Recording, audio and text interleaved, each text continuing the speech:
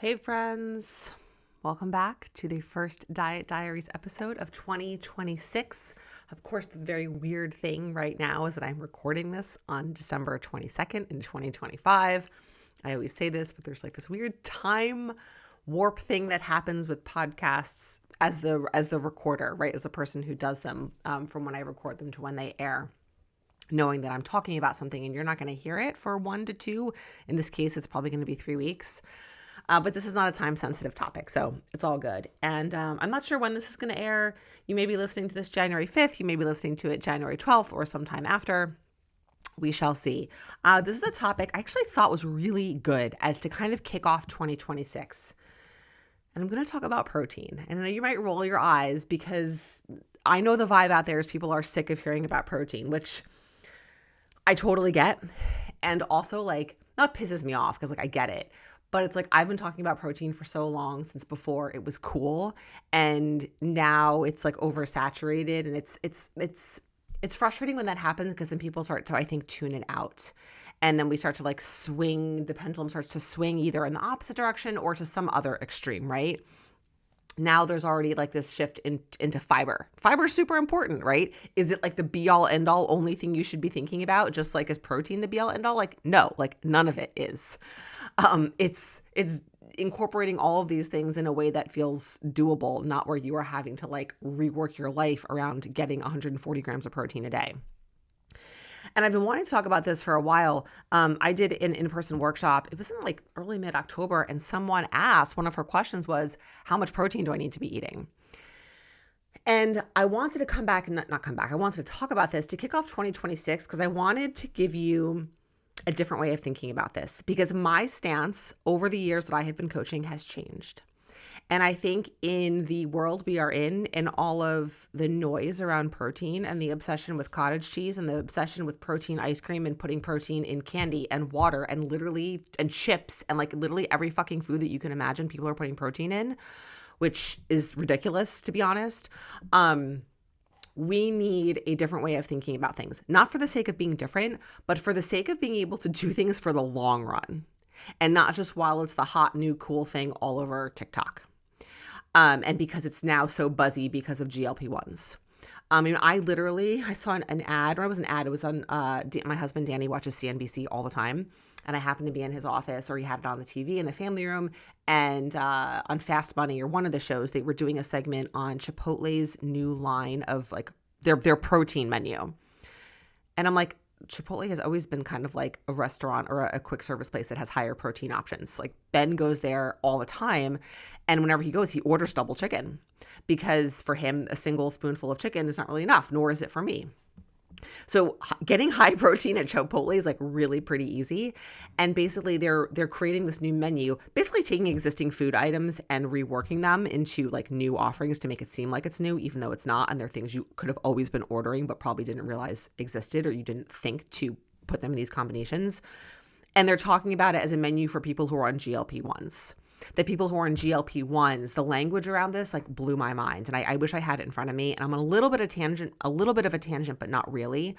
The people who are on GLP-1s are more conscious about portion sizes, about protein, and about eating fewer calories. And I'm like, only people on GLP-1s can be conscious of those things. Like, and suddenly now, because you're on a GLP-1, you're more conscious of those things. Like, that's really not actually how it is working. For some folks it is, but not for everyone.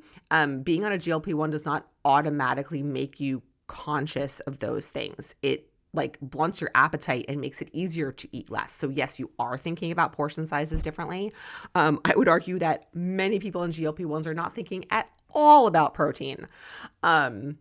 Or not about it in the way that they might need to be. But it was just a little bit of a tangent, but it was just fascinating to me that now restaurants are jumping on the bandwagon of GLP-1s and creating kind of this whole new like market for people, when really they're humans just like the rest of us. And just because they're on this medication doesn't mean that they need like special foods. Everyone eats the same foods. People who are on GLP-1s may eat things in different portions, but people who are not on GLP-1s, certain people could also benefit from eating foods in different portions. I just thought it was like really caught me off guard, and it seemed very like there was a little bit of like superiority to it, like the messaging. And this is no shade to people on GLP-1s, right? This was like, I think it was actually a Goldman Sachs statement about like their market research around Chipotle, basically saying that people who are on GLP-1s are like a little bit more like enlightened around what they need to be eating than like the rest of us peons. And I'm like, that's fucking obnoxious. Anyway, this kind of fits because talking about protein is like such like a hot topic. I feel like it's become this charged thing where people are just like, I'm fucking over it. Don't talk to me about this. I don't want to hear about this. Like, it's running my whole life. Sorry, I had to take a sip of my Diet Coke. And I used to come at it from the stance of, oh, yeah, you need to eat X number of grams a day. And at one point I used a very specific and very, very simple mathematical formula. And I'm not even going to share it here because I know you'll go and do the math, and that's actually not what I want you to do. And it would be a pretty large amount of protein. And the idea would be that like, this is where you need to be. And there's like different research and things that back that up. And there are still many people out there who will give you number recommendations. And I'm not anti a number recommendation, but it becomes very arbitrary. And telling someone they need to eat X grams of protein based on this little calculation doesn't take into account anything. It's really no different than judging someone based on their BMI, right? It's taking one piece of quantitative data and using it to make decisions about everything without taking into account anyone's history, preferences, lifestyles, goals, schedules, and families, and work, and all of the things that make a human, not just one number in isolation. And so I have really pulled back from that. I can't remember the last time I talked to a client and gave them a recommendation for protein in terms of grams. I mean, it's been years at this point, unless someone specifically asks, and then we'll kind of get into, well, what is the role? Why do you want to know this? And how are you going to use this information? But what we will do is we will start from where you are at, right? So if your question is, how much protein do I need to be eating? I want to know, well, how much protein are you currently eating? That's where we're starting. We're starting from where you are, because where you want to go and where you need to be and where you should be and all this stuff, it doesn't really matter. What only matters is where you are right now. How much protein are you currently eating? Do you even know how much protein you're currently eating? I would argue that a lot of you may not, right? And that's not a judgment or a criticism. It's just a statement of fact. Do you even know how much protein you're eating? Do you even know what foods have protein in them, what don't? Do you know what your efficient sources of protein are and your bonus sources of protein, right? Just for a quick 10-second primer on that, your efficient sources of protein are foods that are made up primarily of protein, which are going to be most animal proteins, Greek yogurt, cottage cheese, all fish, including shellfish, tofu, whey protein. And I might have forgotten a couple. Bonus proteins are foods that are made up primarily of carbs and or fats and have a little bit of protein in them. Things like nuts, beans, quinoa, nut butters, did I say beans, cheese. Those are your bonus proteins, right? So you are working towards a place of getting a lot of your protein from efficient sources of protein and then getting bonus protein from your bonus protein foods, which are giving you your carbs and your fats. So first off is you want to start to wrap your brain around that concept, right? If you're trying to get X number of if someone's telling you, oh, you need 120 grams of protein a day, do you even know like where that's coming from or how to do that? If you don't know what foods are giving you protein, and how much of those foods you're currently eating, trying to get to 120 grams of protein is going to fucking ruin your life. Which is probably why it feels the way it does. This is why people are so stressed out about it, because we're approaching it in the totally wrong way. We're taking a number and we're going after a number without having any skills to understand where protein is coming from, or equally as importantly, how do I feel when I eat different amounts of protein? What do I notice? What's working, what's not working for me, right? So that really becomes step number 2. So step number 1 is, how much protein are you currently eating? And I'm not even so concerned about you knowing that in terms of the number of grams, because if your brain works that way and you don't have a history of disordered eating, or if you do and you haven't gone through work to deal with that, and you're someone who has no issues with kind of like tracking numbers and having that data, then totally fine. But if you're someone who has, a history of tracking calories or macros in a disordered way, and tends to get obsessive around numbers, knowing how many grams of protein you're eating a day is not necessarily inherently going to be helpful for you. There's many other ways to kind of work around that. But either way, you want to have a sense of how much you're eating, right? And you can do that by knowing, do I have an efficient source of protein at most meals or not? Or are my foods mostly made up of bonus proteins, which means carbs and fats, right? If you've got an efficient protein in each meal, you're getting a decent amount of protein. If you don't have an efficient protein at most meals, you're probably not quite getting enough protein, right? That's a pretty easy way to think about it. So, and then you want to look at, well, how am I feeling, right? And maybe even I want to back this up a little bit is, well, why do you want to eat more protein? Do you even know why? Or are you just doing it because that's what everyone's talking about, right? What about how you're currently eating is not working for you? Are you constantly hungry? Are you constantly looking for snacks? Are you having a lot of cravings? Are you finding yourself finding it hard to feel full after meals, or finding yourself kind of unsatisfied? Are you experiencing something where you eat and then an hour later you're looking for food again, right? Those could all be linked back to protein. They could also be linked back to many other things. You could be eating a lot of protein and still be dealing with some of those issues, right? Protein is not like a magic bullet that people think that it is. It is a big piece of the puzzle. It's not the only piece. And this is why within my coaching framework, creating your own way of eating and going through the step-by-step process to do that is hugely important, because creating your own way of eating is what allows you to figure out how to bring in, or how to work with all the components of your history, your lifestyle, your preferences, your goals. And that brings in the food, the nutritional piece, but it also brings in the behavioral piece, right? And your stress levels and your lifestyle and your schedules and all of those pieces that impact what you're eating. So knowing how much protein you're currently eating by under having a concept of efficient and bonus proteins, and getting a sense of how often you are pulling or eating foods from each of those two categories. And then knowing first, again, why do I want to eat more protein? Is it because I think it's going to help me lose weight? Is it because my doctor told me to? Is it because I'm seeing it all over TikTok, or literally all over every piece of media, social and otherwise? Because that's not really a helpful reason. That's not a reason that's going to keep you with it long term, because then you're just doing it because it's a trend. You have to know within your body, what's not working, or how do I want to be taking care of myself? How is this playing a role in me in my health, right?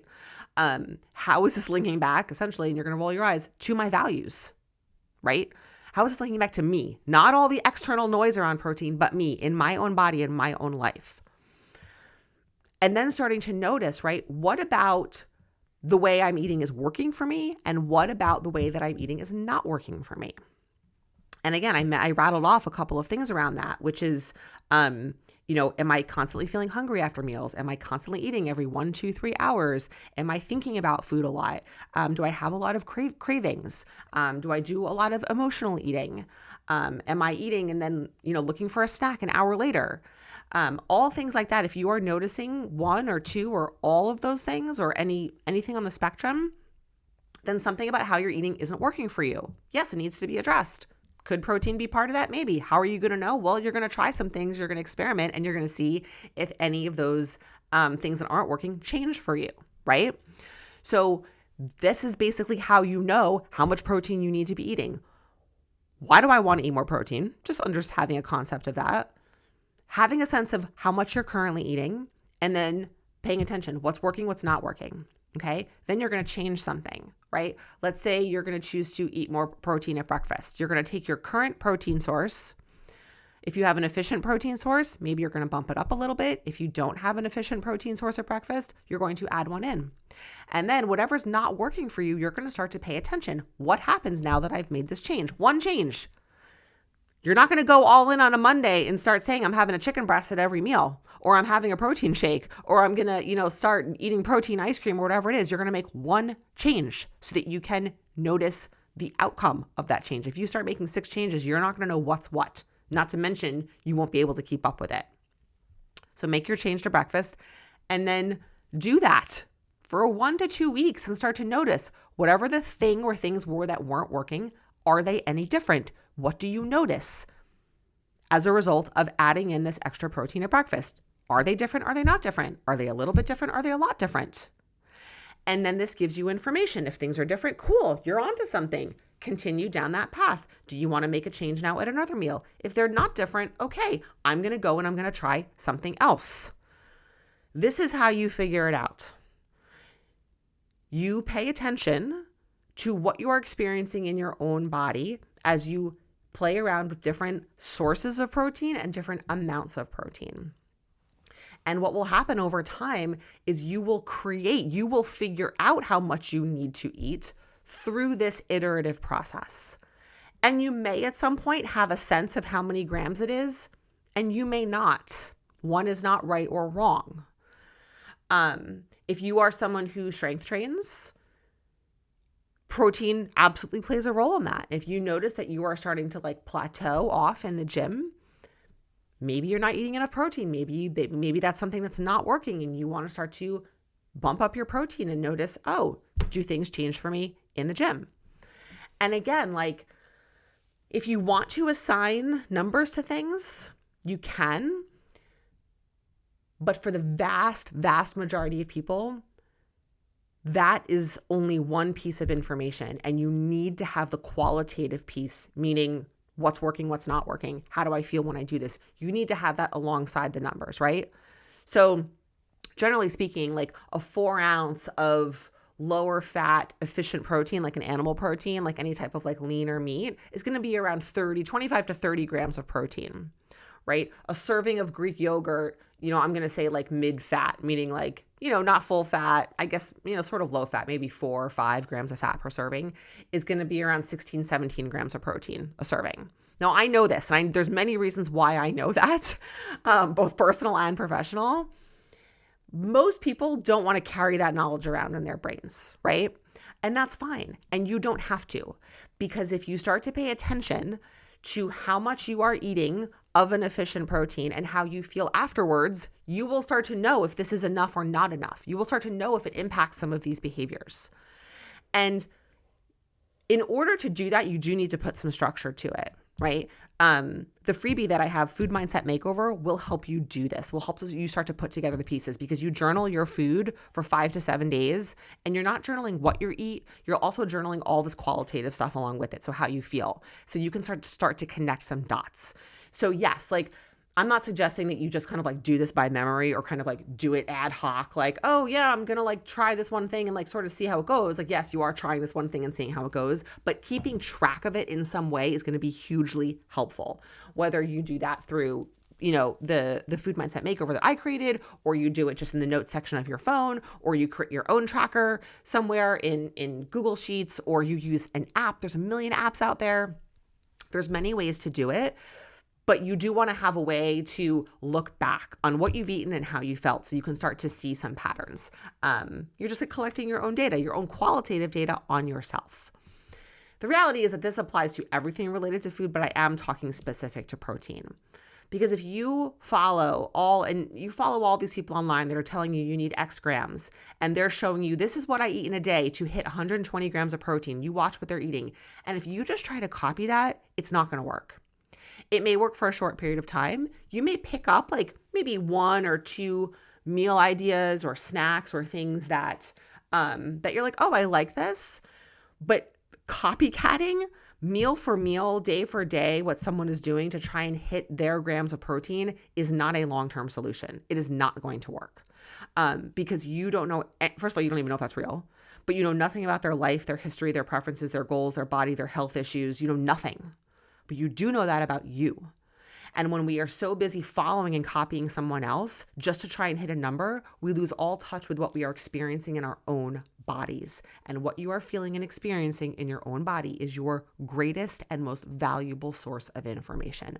There is no piece of information, there is no piece of research, there is no doctor, there is no coach, nutritionist, trainer, anyone out there who can give you more helpful information than what you can feel in your own body.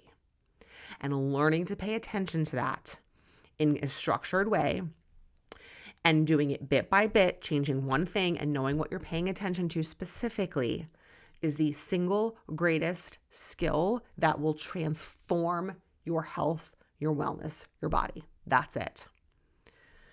And so this whole thing, this whole protein madness around, I have to eat 130 grams, 140 grams, 150, or whatever it is a day, and people going like hog wild to put cottage cheese into anything and everything, is not like a year from now, 2 years from now. Let's even go farther out, 5, 10 years from now. That's not going to be a thing. And so if you haven't learned how much you need for your body and how different amounts and different food sources impact you, you're going to be screwed. You're going to be back at square one, jumping on the next fad.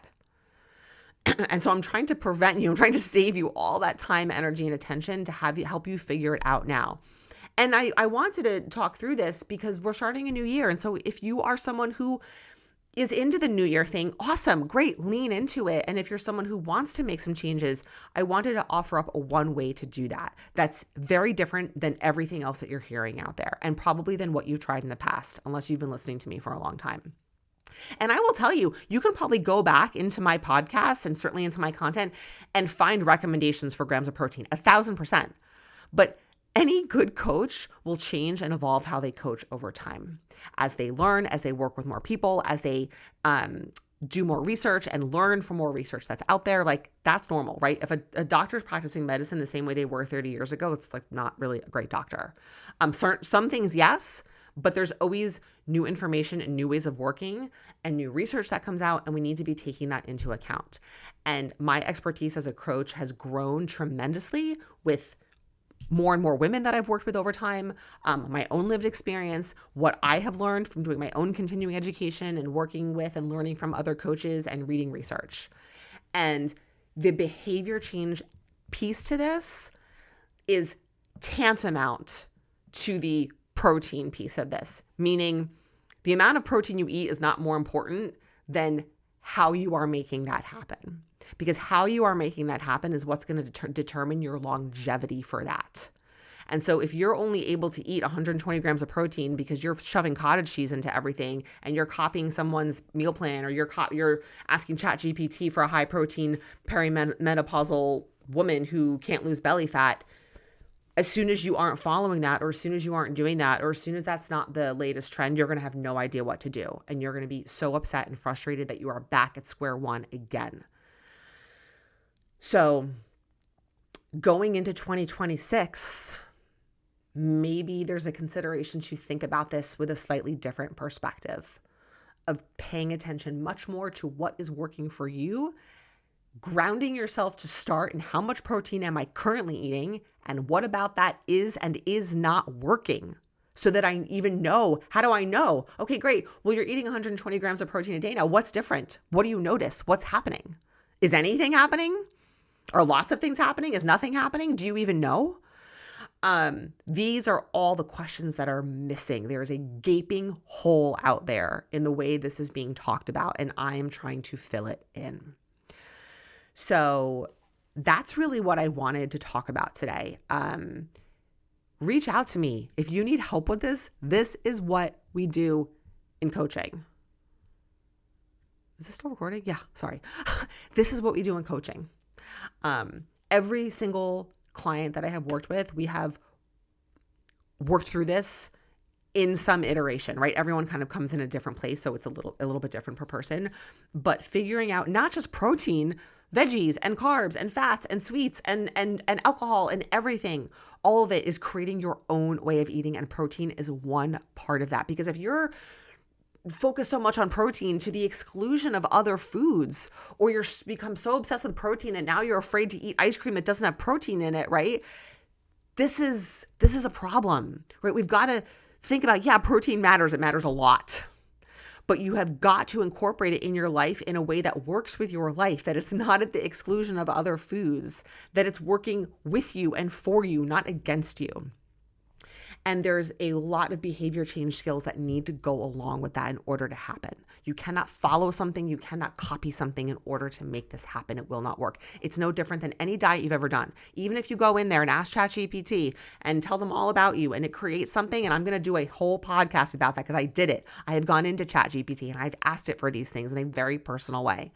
And there are things that we can use ChatGPT for that are super helpful. But using it as your personal coach to help you tell you what to eat is not one of them. And I will talk about why that is. And it's not because I'm a coach for a living, because I'm all for using AI in ways that like are actually helpful.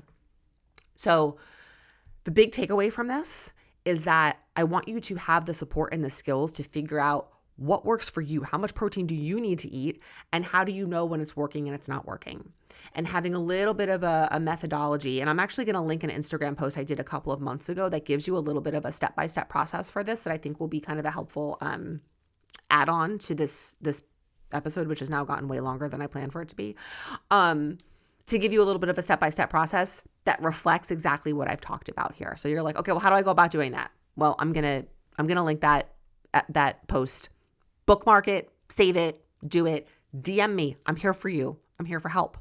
Thanks for listening. I'll be back next week.